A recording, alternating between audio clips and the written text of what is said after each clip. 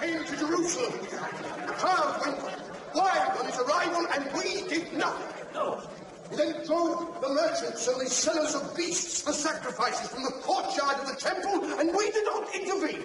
How many times have we protested at the disgrace of money changers being allowed in the precincts of the temple? But then we allowed him to preach in the holy temple itself, and at no time did he recognize your authority, Caiaphas, nor made submission to the elders of Israel. He denounced him in the name of the people of Israel.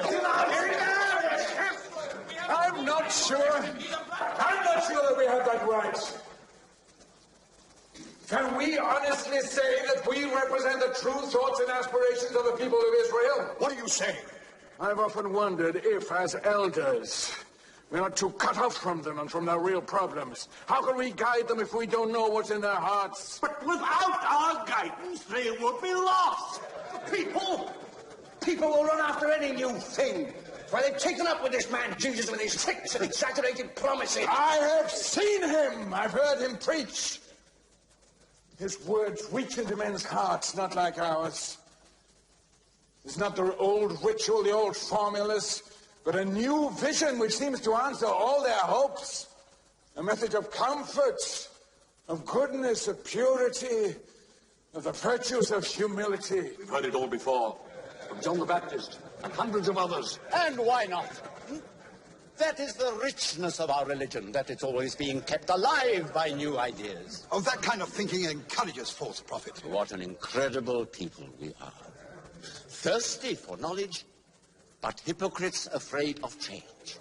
We say that we want new ideas so our religion will speak to each generation. And yet, when a prophet appears, burning with faith and fiery revelations, we stifle him.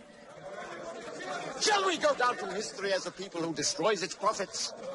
No, please. No, brothers, please. Look, this is scarcely the time for philosophical discussions. There are more urgent problems to be considered. He allows those who follow him to hail him as the Messiah. He's a blasphemer! He's an imposter! With respect to those more learned than I, there is one possibility that it seems no one here is ready to consider. What is it? The possibility that Jesus of Nazareth may be, in fact, the Messiah awaited by our people. A carpenter from Galilee. This man has studied the prophecies, and carefully and subtly he never misses a chance to identify himself with them. Exactly. I only know that like our brother Joseph, I've heard him preach. I was moved, lifted out of myself, and seemed to see all things in a new and blinding light. I was aware of wonders, signs that God may be with him, and through him, with us. You realize what you are saying, Master Nicodemus? Let him speak. Listen to him. Let him speak. Don't shut him The down. coming of the Messiah is the heart of our faith. Why should he not come now? Why do we dream our liberator will be revealed in glory, a new Solomon, new David? Is God not allowed to choose whom he wishes? Even the son of a poor carpenter from Nazareth? David began life as a shepherd. Who are we to decide the way in which God should choose to help his people? We, grains of sand, chaff blown in the wind. May the Lord open our eyes to his wisdom. Master Nicodemus, I have always respected you. How am I to understand your defense of this man, whose mission seems to be to divide our people? Even this noble assembly has been torn asunder by him. This Jesus of Nazareth must be an extraordinary man. But is there not one among you who understands the the real significance of this matter? It is not the Galilean's words that are important, or the so-called miracles. Even the fact that frenzied crowds hail him as the Messiah, it's not important. The central core of this case is that this man dares to proclaim, and I can hardly make myself say it, this man dares to proclaim himself the Son of God.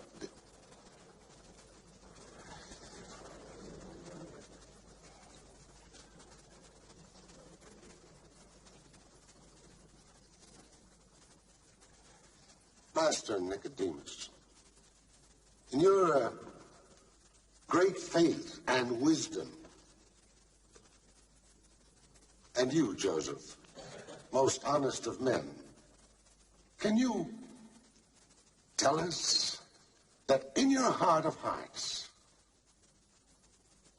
you believe he is the Son of God, that he is equal to God?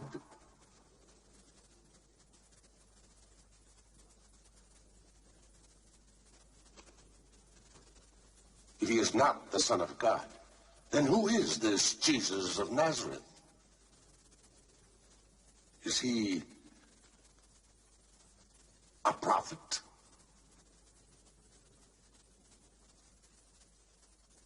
Only a false prophet can assume the powers of God and say to a persistent sinner, you are forgiven. Only God can forgive sins. All through our history, false prophets have been the plague of Israel. This man, while claiming to uphold the law, perverts our most fundamental beliefs.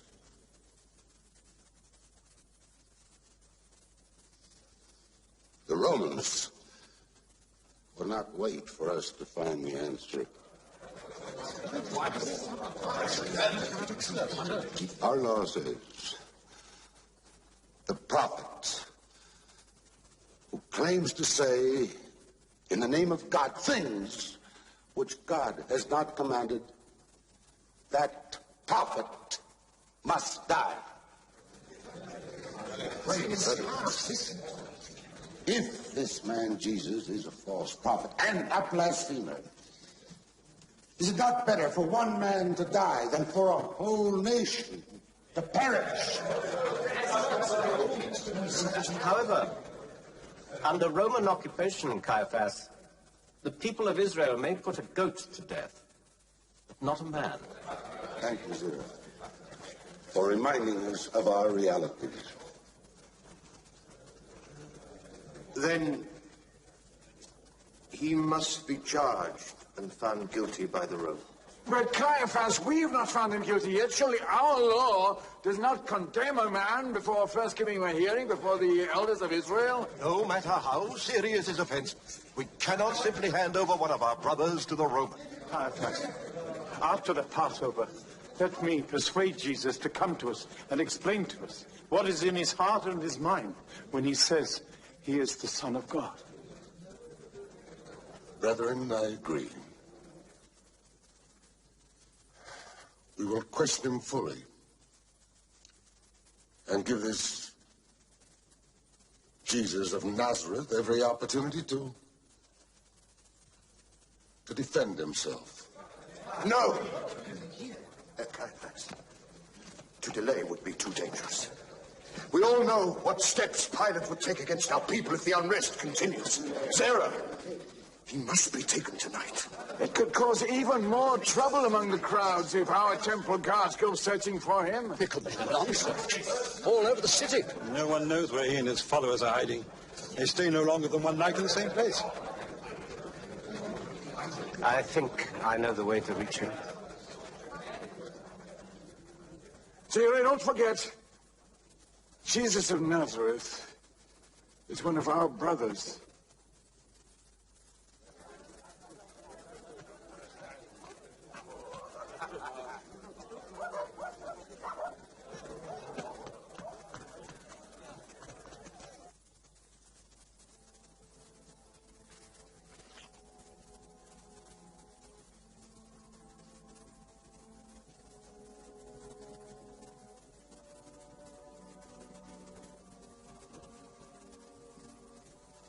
Blessed be thou, Lord our God, who hast blessed us with thy laws, and made bread to issue from the earth. From now on,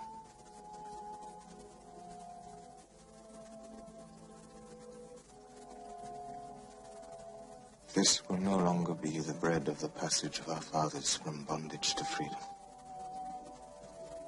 This Passover is for you today. The passage from the bondage of death to the freedom of life.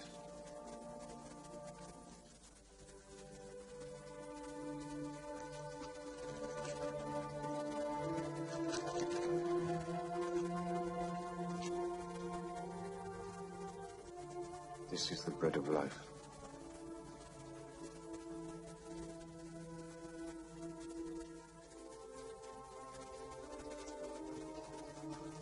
Whoever eats of this bread shall have eternal life.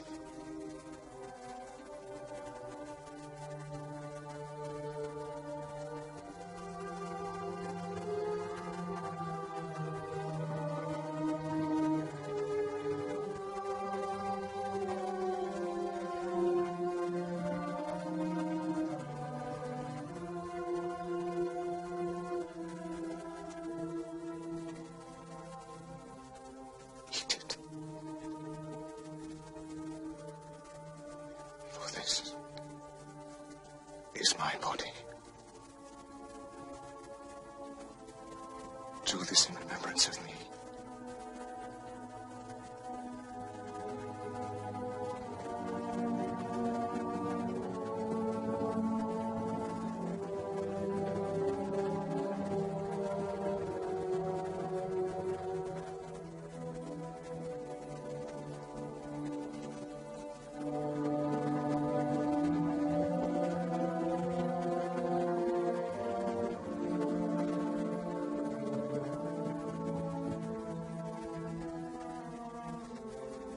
From now on, this cup will not only be a memorial and sacrament of the covenant God made with our fathers on Mount Sinai.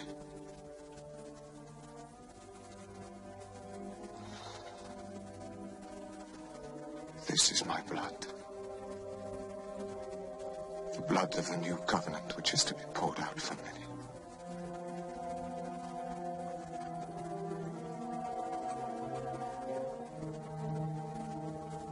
I shall not drink again of the fruit of the vine until the day I drink it with you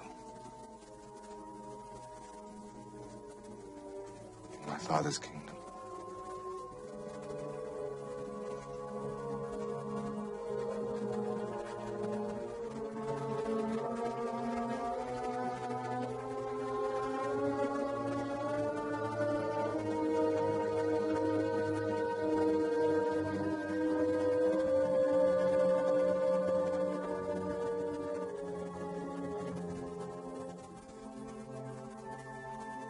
And now I give you a new commandment, that you love one another as I have loved you.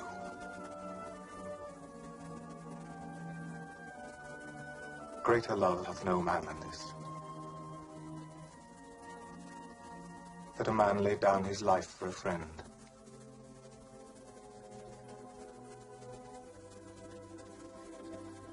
And if you love one another,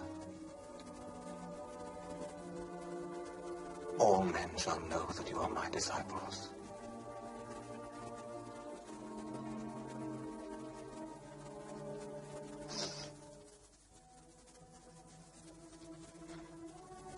Father, the hour has come. Glorify thy Son, that thy Son may glorify thee. Keep in thy name those thou hast given. I do not pray for these only, but also for those see through their word.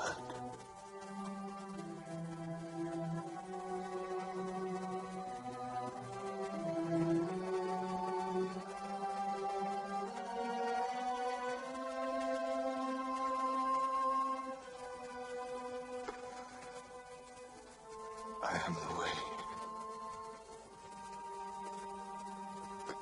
the truth, and the life.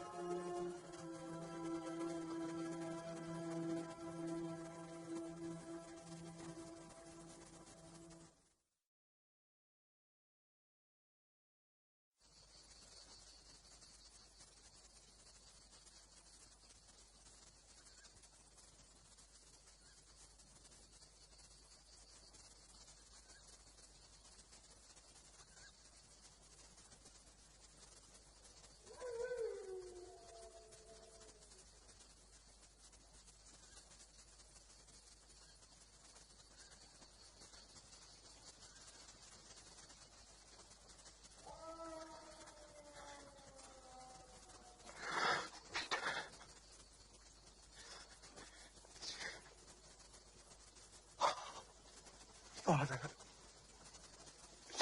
if it is possible, let this cup pass from me.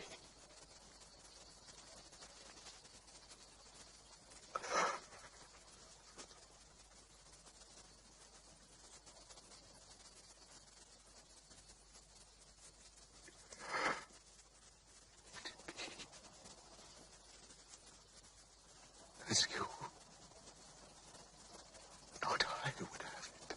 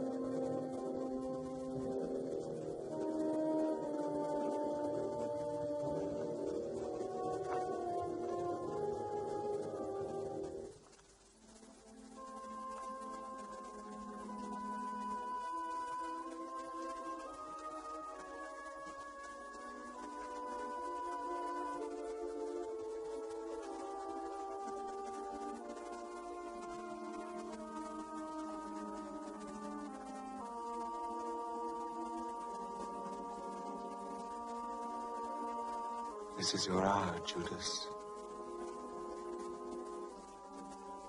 The hour of shadows.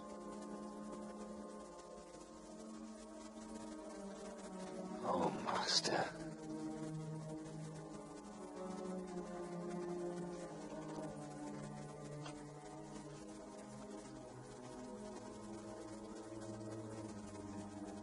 You betray your master with a kiss.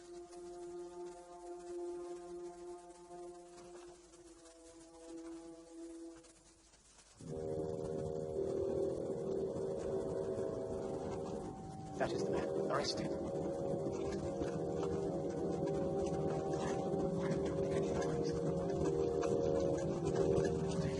You gotta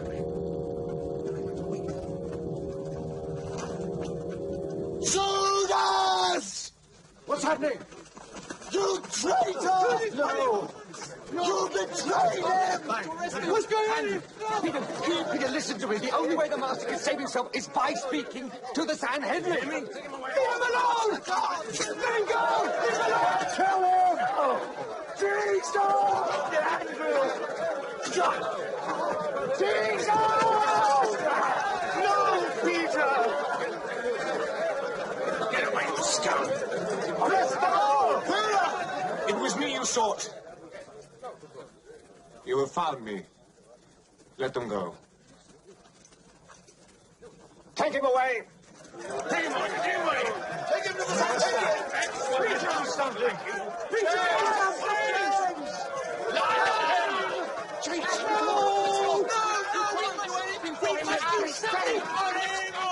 Brothers, let us save ourselves! Philip, come on, let's go! Let's go!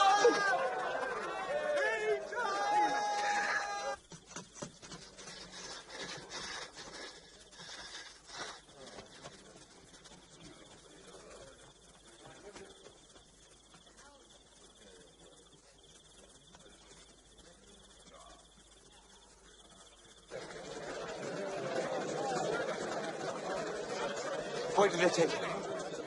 Where have they taken him? Sarah.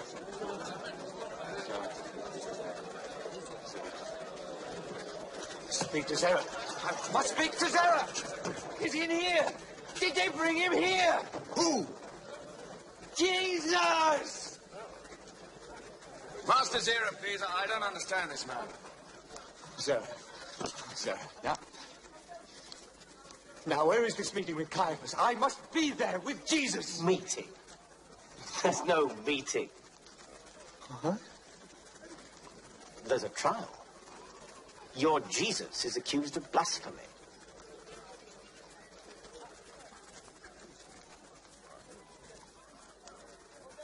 You've been an invaluable help to us, Judas. Come and see me when all this is over. Oh.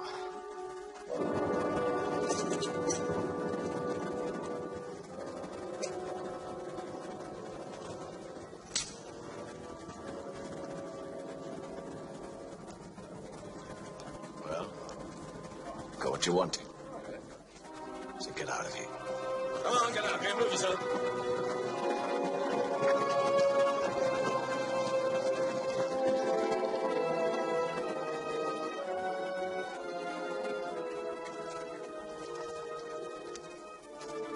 Master Joseph, we were coming to find you. This is Martha, the sister of Lazarus, and Mary, the mother of Jesus. Jesus has been arrested. Yes, I know. I've been called to a meeting of the elders. You have such great influence in the Sanhedrin. Please, will you help? I'll try, you know that. I'll do what I can.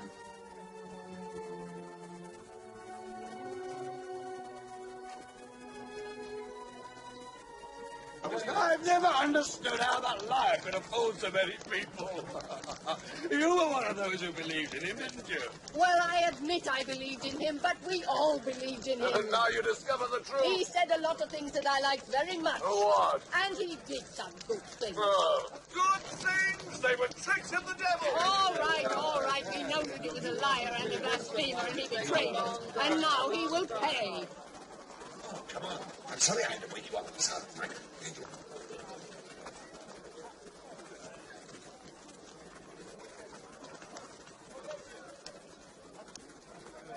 Master Nicodemus.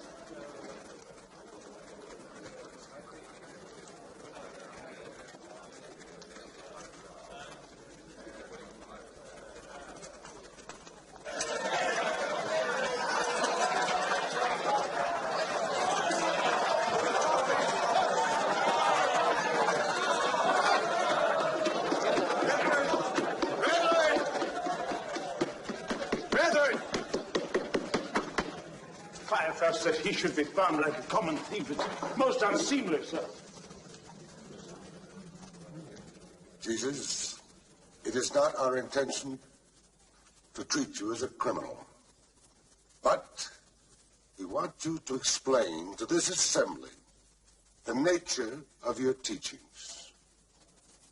What is this doctrine you and your disciples are spreading through Judea? I have spoken openly for all the world to hear. I have taught in the synagogues and in the temple. I have said nothing in secret. So, why do you ask me? Ask those who heard me. They are my witnesses. Caiaphas, I've heard him preach. I find nothing in his doctrine which denies the basic principles of our faith. Rabbi, we fail to understand the meaning of many of your sayings. For instance, there are witnesses who say that you claim that you could destroy the temple and rebuild it in 3 days. No one could rebuild the temple in 3 days. What he said must have some symbolic meaning. Come. I'm sure I heard him say he could rebuild it again in 2 days. 3 days, 4 days, you hear? Witnesses can't even agree. How can we remember every detail? There was a riot which Jesus himself provoked, but for which the Romans will hold us responsible. The riot was provoked by Barabbas. The Romans don't need an excuse. We know what they have done to our people. All of us here can remember the occasion not so many years back when over 1,000 of our people were nailed to the walls of Jerusalem because there were not enough scaffolds to satisfy the Romans' lust for blood. None of us, I'm sure, wants to give any more victims to Pontius Pilate than we can prevent. Of course not, Joseph. We're all agreed upon that. As Caiaphas has said, this is not a trial.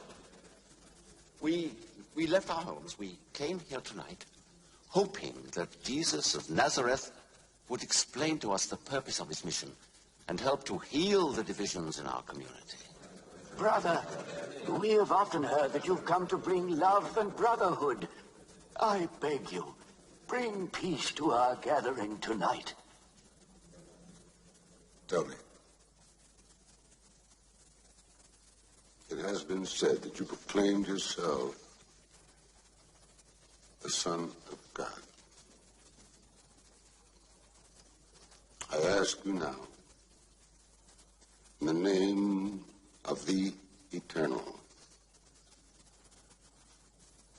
are you the Messiah, the Son of God?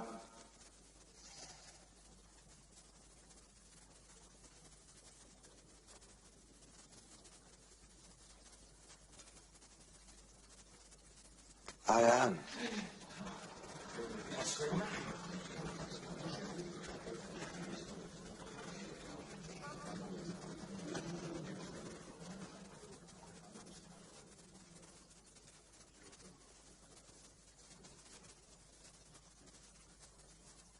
And you shall see the Son of Man sitting at the right hand of the power of God.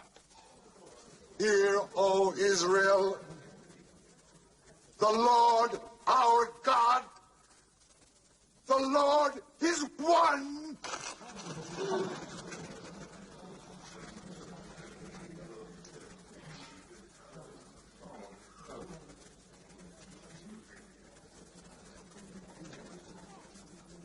We have heard enough.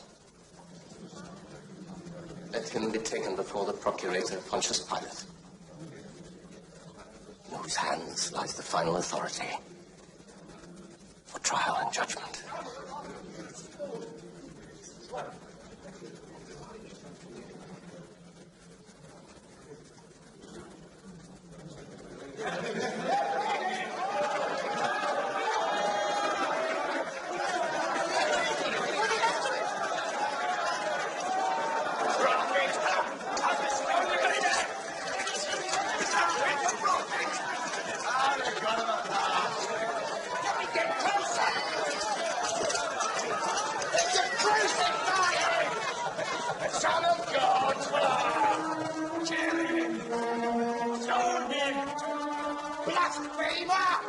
Well, what happened to him?